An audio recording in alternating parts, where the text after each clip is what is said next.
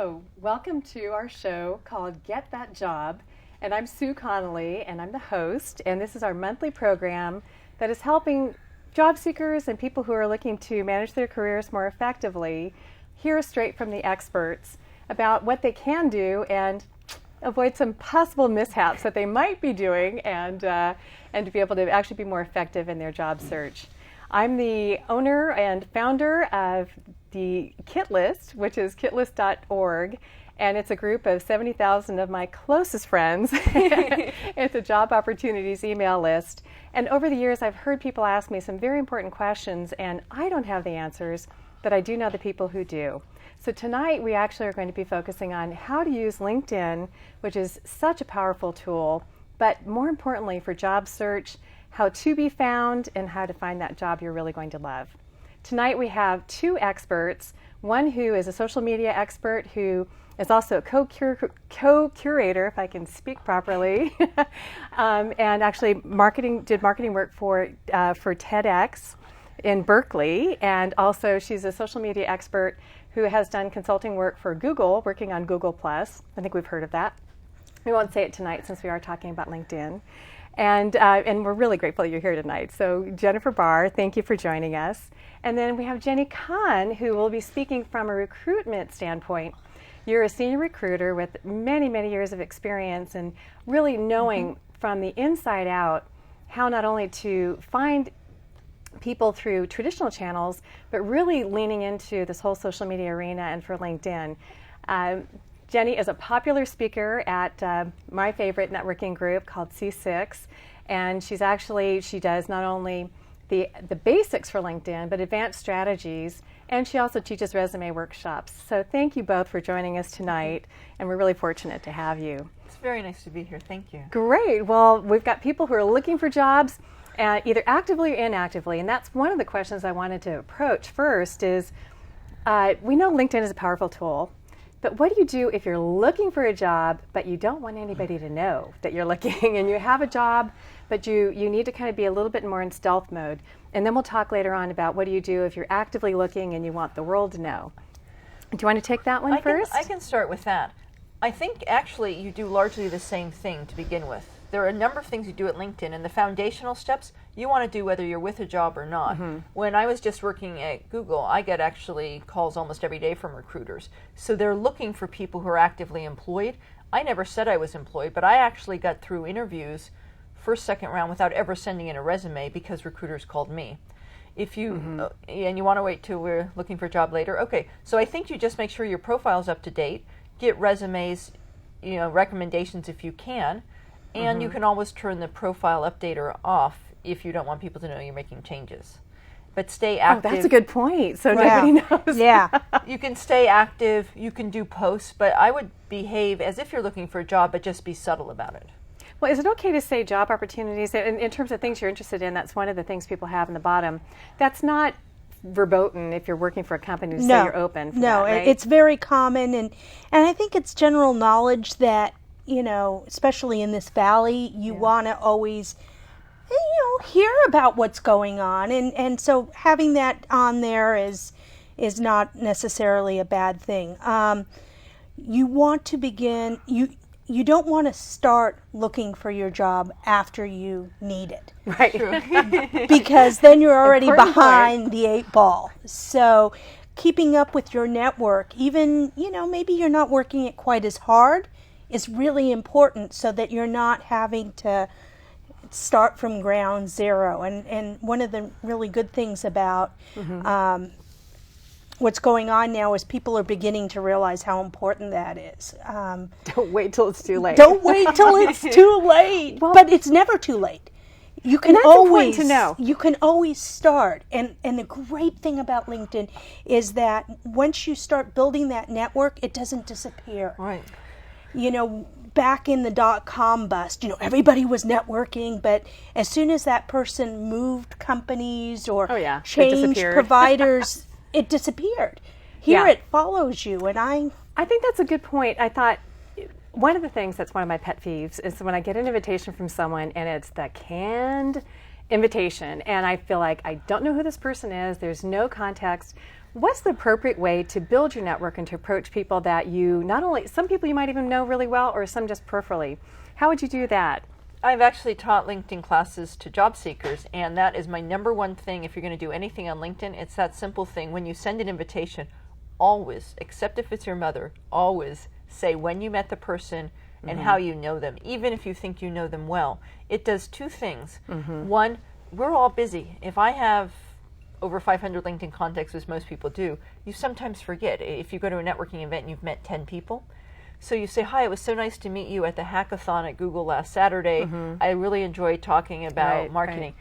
And it does another thing. The invitations stay in the inbox. What if I get an invitation from you 3 years from now and I don't remember who you are? I can search in my inbox for your name and I see, oh yeah, I met her at a hackathon on... Well, Jennifer, didn't you say that there's also a notes section where you can actually put down how you know someone? Is that easy to find, that note section? Yes. So the invitation's for the other person. Right. For notes, LinkedIn is a phenomenal tool, but like anything, you've got to use it.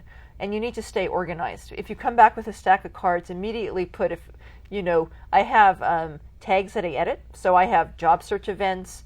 I might have LinkedIn events, alumni events. I get very specific.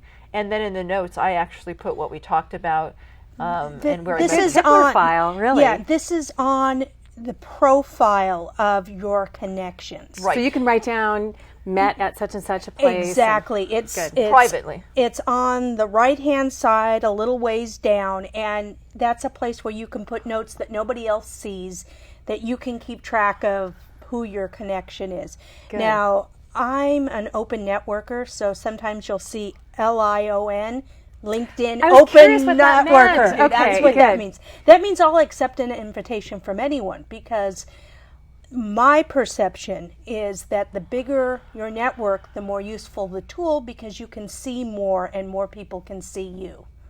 Well, when you actually, So but if you have I don't someone, care if it's personalized. But if you have someone in your network, because I know that, so send invitations to people, make it personal. Don't take it personally if you don't get accepted, because I know I've got a lot of things sitting in my inbox. So is it worth it to ping someone again, or is that just verboten? To say, hey, I'd love to connect with you, or just leave it?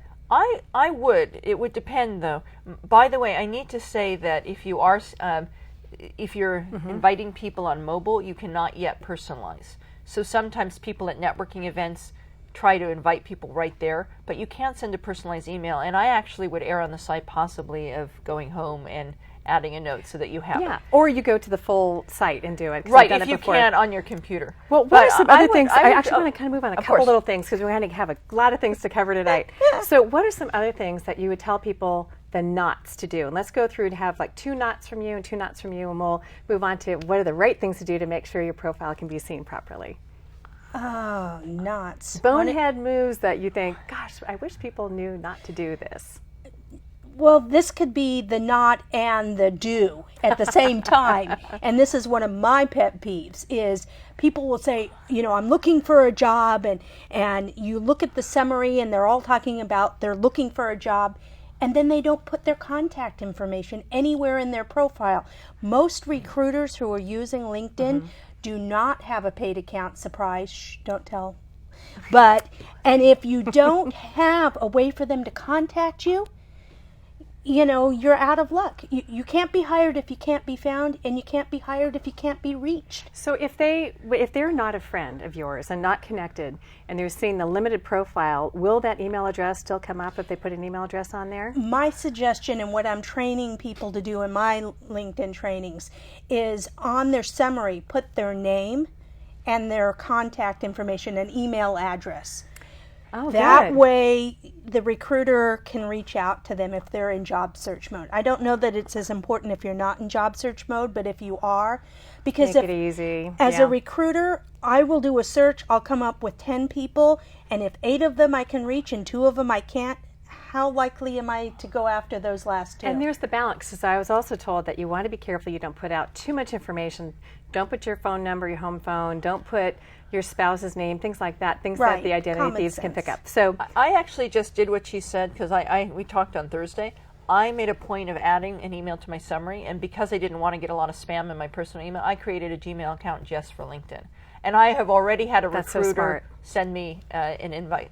And it was because of what she said. I have a lot of ways to reach me, but I didn't have it there in the summary. And just because we've done, I thought I had my LinkedIn profile all up to date, and I went on it after our talk, and I found that I wasn't, they added more features, so I wasn't at 100%. Oh so my I thought, gosh, so you have to go in and keep refreshing it all the time. I think that's an important thing. I'm on LinkedIn on a daily basis because that's how I make my living, right? Or part of it. And I will go in the morning and come back in the afternoon, and something has changed. God bless you, LinkedIn, but you keep changing things. All right, good. Yeah. So don't get fed up. Just know that that's the way things are, and keep checking moving. in. That's good. So one of my knots, and this is a personal preference and it matters what industry, I would not necessarily put your Twitter feed on LinkedIn. Because really? if Okay. you're doing Twitter right, and I do teach social media, a lot of them, if you're doing Twitter right, you should be on it more than you're on LinkedIn. Right. Because we talked about spamming people and respecting your network. The average age of LinkedIn, I read in a study last week, is about 45. So people did not grow up having to text their status all the time. And if you're tweeting, it's like a different language, and it's like a whole different frequency. And so with LinkedIn, I'm very careful when I put posts that they reflect me, and I don't put posts as So much don't as I do a tweet. feed. Actually manually upload it when you want something I to go would. on. It's like a language. It takes only 3 or 4 extra minutes, but wouldn't you want people to be able to know in the language of the platform what you're saying? It's what I Exactly. advise all my social media clients too. And the other thing is, when you're actually manually loading a link, you can put a picture or a link to the event or the blog post or whatever you're trying to promote. and that makes it richer too. So Well, and I think it also depends on how you're using and what you're using Twitter for. Right, that's true. Because recruiters use it a lot because they're broadcasting their openings through Twitter. Right. And I've also, as a recruiter, I like that Twitter feed because I can go in and see what they're doing, and if they're active, and if they're, I've looked to see, they're interviewing. Oh, that's interesting, or so they're available. If they're in a passive mode, and I look at their Twitter feed and they talk about interviewing, that's a good sign. So, And this is perfect actually to talk about what are some other things you do to beef up your profile. We talked about putting presentations on, showing your Absolutely. knowledge, your expertise, things that you have. But what are some other things that if we had, boom, boom, boom, some things you need to do to take it from okay vanilla to really working for you? Well, really basic are links to other social media. I have Google+, I have my Pinterest, I have Twitter, I have Twitter photojournalism. I manage some Facebook pages. I don't have room for them, so I put them in my summary section. Because people need to know who you are, and I am in social media, so they're looking, but they want to know who you are offline as well. And I know you have a blog and things. Not everyone who's looking for a job has a blog. So maybe you just put other things that tell a little bit about you. right. I think as a recruiter, what I'm looking for is evidence that you do your job well. So through LinkedIn, you can attach evidence. So you can put your, through, BoxNet, you can put your resume, you could put letters of recommendation, you could put articles that are about you, or a list of your patents. Through SlideShare, you can have PowerPoints or video. You can even have your YouTube video showing you doing what you do.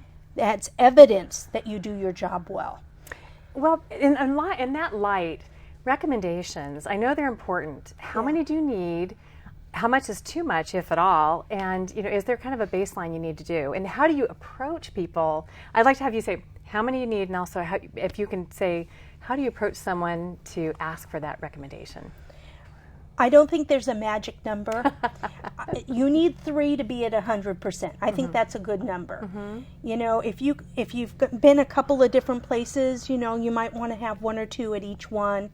I think it's, more is not necessarily better. It's the quality of the recommendation and who it's from more than how many you have. So I think that recommendations that come from subject matter experts are probably the most valuable. Your management, for me, the most valuable is the opinion of somebody I know and trust. Right. But I don't think there's a magic number. There's no pixie dust. Right.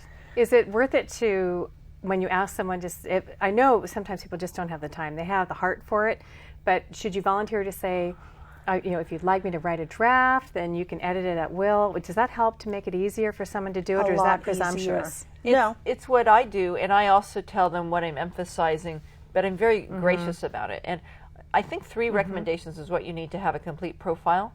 I have asked recommendations from people who I worked with before LinkedIn existed. So I asked a managing director at a consulting firm maybe 10 years afterward, and we had not been in contact for 10 years.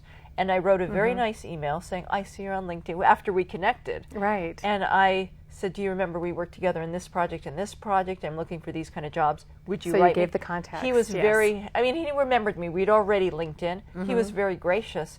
And the other thing recommendations can do, besides tell if you're good at your job, a lot of people want to know, can you work with people from different backgrounds, different ages, different ethnicities? That's good to know. And my TEDx Berkeley experience, I'm working with 19 and 20-year-olds. And so both of the curators who are 19 wrote very nice recommendations. I didn't feed them. And so if anyone asks, can you work with younger people?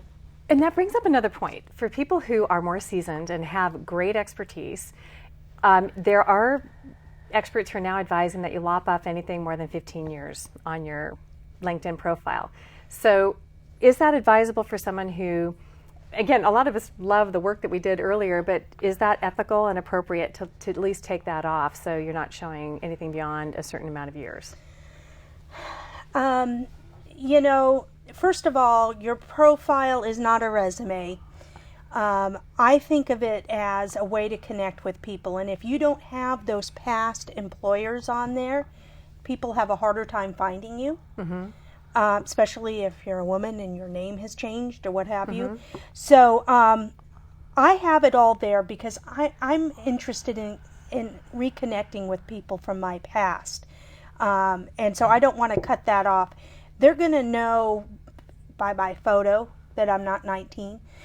And, I'm not going to try and sell myself as something I'm not. As long as what you're doing currently is useful, powerful, and useful. Right. I don't think it matters what you did back then. True. I have all 22 years of my experience on there. There you go. Well, another thing is if someone is new to the business as well, what are some other things they can put on their profile, pro bono work or volunteer work that can beef it up if they're kind of new to the career or, coming out of school?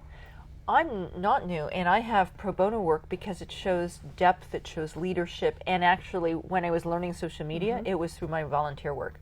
So I still have Vice President of Operations of the Wharton Club and curator of, TEDx Berkeley and TEDx Silicon Valley in with my paid work because I have responsibilities and I manage teams.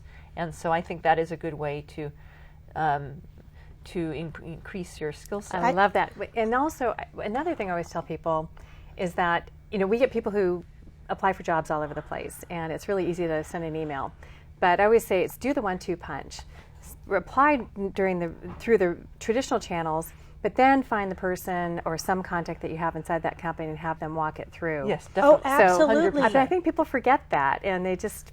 the most important thing. Yeah. And that's one thing that LinkedIn does really well is, especially because it's got the job search function in there, it will tell you who you know at that company. And that's always fun because, oh my God, John's there now. Oh, far out, and then I can send it to John. I will also follow up with the hiring manager if I can figure out who it is based on the... How can you do that, though? Because I know a lot of people saying, gosh, when I apply for a job, it's going into some black hole. Void. So how do you find out where to get it in? Well, if you can figure it out by the verbiage on the job position, that's great. Reports to so-and-so. You do, VP emptying the garbage can. You just do a little keyword search. Exactly, and that name will come up, right? Or you can ask somebody who works in that company and say, hey, I'm looking for somebody who's in the marketing department. Who do you know that I can contact? Right, and if it gets you close, usually people know what is happening inside the groups. And I also tell people, where there's smoke, there's fire. Don't be really literal about looking specifically for your job someplace, because if someplace is hiring and they're hiring engineers and you're a marketing person, they don't necessarily advertise everything they have. So I always say, look where there's activity, and then go onto their site. And I think another important thing, I think that you brought up, Jenny, is to actually follow that company, because then you start getting the feeds and you start seeing what their activities are. So I always think it's good to have a hit list of companies that you're really interested in. Oh, absolutely. And do a focus approach. But as a job seeker, from a job seeker's perspective, what are some other things to get kind of that laser focus to increase your success? Well, you can often find the hiring manager in the LinkedIn job section. Sometimes they're put on recruiters, but sometimes they're put on by the hiring manager. So that's one way of finding. I did something that took me a little more assertiveness than I was normally did, but it worked well. I was looking for a job at a major Silicon Valley company last week. I only had one connection. And that connection, because I knew from my notes, I met for 10 minutes in August at a networking event. I actually sent them... Good homework. But I knew that. And I was actually able to send them an email saying, hi, we only met 10 minutes, but I'm applying for this job at your company. And they suggest that I ask if you want to submit it. I know you may not want to. And he ended up meeting with me, giving me a tour of the company. He liked what I did. And then he dropped my resume at a recruiter, and they're looking for multiple positions in marketing. And so it took a little courage. I was very nice. It was okay if he didn't. But one of the great advantages of LinkedIn, and this is a good reminder for job seekers to have a complete profile, LinkedIn, you cannot contact someone for 3 years, and then you can connect with them, and it's professionally okay. If you were my Facebook friend and I didn't talk to you for 3 years, forget it. I'm not, asking you a favor, it's much harder. Yeah, and I also find that people who are on LinkedIn are there because they know the value of networking and paying it forward, so they're more likely to want to help you. There's already that expectation that I'm here to network professionally. So is it worth it to be proactive? Because I think that the whole concept of friend working, which is our idea of not networking where it's like, what's in it for me, but saying, look, it's the pay it forward, do the right thing, and a ripple effect. So can you say, I'd love to connect with you and make my network available to you so that if there's anything you need, I'd be of help. And then the natural thing is that everybody wants to help each other. So instead of saying, I need you, or being aggressive. That's always what I do when I send invitations. I'm very respectful. I have a good network. It might help you in your interest in starting up this company. There you go. I usually give them a reason. I've never been turned down when I ask politely. And I have people who do research. They send me letters saying why we should connect. If someone just says, oh, you're a friend, I don't connect with them. But if someone actually says, I know this person and this is my interest, I think we have some commonality. That's great. We're actually we have only about 5 more minutes left, so I know it's going quickly. So what are some of the advanced tools that you would recommend to people for LinkedIn that they can use to really amp up their search? Well, I'm actually going to answer 2 questions in one, because this is a basic tool, but a lot of people don't do it. I post 2 to 3 times a week on things I'm doing. I do, and while that may not be advanced, it's actually communicating. I actually had someone approach me the other day for consulting because they said, well, I'm in the startup and you seem to be doing so much with social media. When I thought about I need marketing, I thought of you because you're posting that you're doing stuff. Well, were you doing answers as well, or were you just commenting on threads and groups? I myself was just posting status updates. So that's it. Okay, great. I mean, for me, because the average person, while I'm in groups, there's a lot of noise. Now, you have a whole different experience with groups. I'm in a lot of groups, and that's another thing you can do because people can find you. So I'm in groups, and if you look at my group alumni, it also tells a lot about me. BCG, Merrill Lynch, Wharton, Oxford. It also shows a lot of the So join all the groups where you worked, where you went to school, professional associations, get those going. And your targeted companies. Yes. Even though, that's one that you may not want to have visible if you're working, but the best way to find people to connect with is to join the groups that they belong to. So I suggest, knock on the door and say, may I join? They may say, no, you're not an alumni of this company, but 9 times out of 10, they'll let you in. Well, what in terms of actually being thought as a thought leader, what are some good ways to get out there so it's not that you're just pounding the doors or to get in, but actually people start coming to you? Asking intelligent questions, answering questions that are posted or contributing to discussions on the groups. You'll come up as a top influencer for that group. Well, who doesn't want to be a top influencer? And don't you get ranked? I think you get points. You get expertise points from LinkedIn as well, don't you? Expertise comes from the answers. So From LinkedIn Answers, then. from answering questions on LinkedIn Answers, you can be, a top, number one top answers, yeah. But top influencers is from the groups, and the groups I think is the most valuable part. Which one Actually, is the groups by that far. that is? Okay. I think it depends on your profession, because I think certain professions are much more active in groups than others, but just do what makes sense. Like engineers don't spend as much time on LinkedIn as marketing people, for instance. Well, if you had one parting comment to each, from a job seeker perspective briefly, and from a recruiter perspective, what would you be? And we'll wrap up with that. You can go first. Make sure you have your picture on there so people can find you. It sounds funny. And then just get the basic things complete. And don't worry if you're not perfect and if you're not doing it the way everyone else is. Just do it the way you are, and people can still find you. You can be true to yourself, because most people get inhibited by having to do all this stuff. And just take a few steps. And don't do it alone. Have a friend look at it too, right? And you can always make changes easily. Exactly. Just turn off the feed.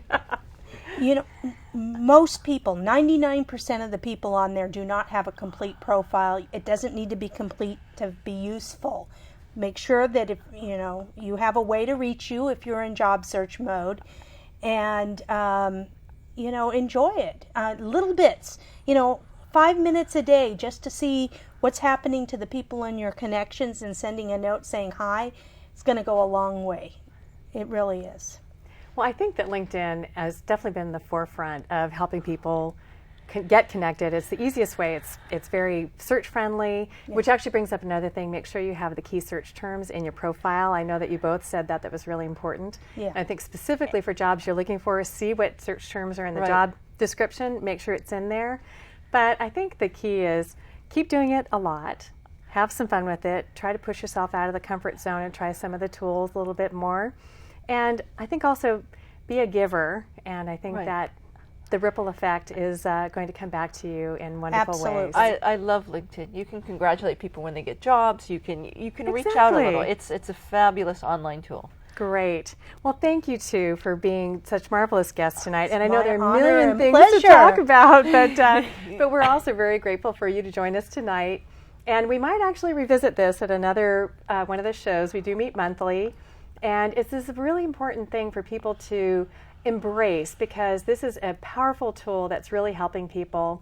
And whether you're new at it or someone who's not comfortable, go out and just do it. Thank you so much, and thank you for joining us. Good night.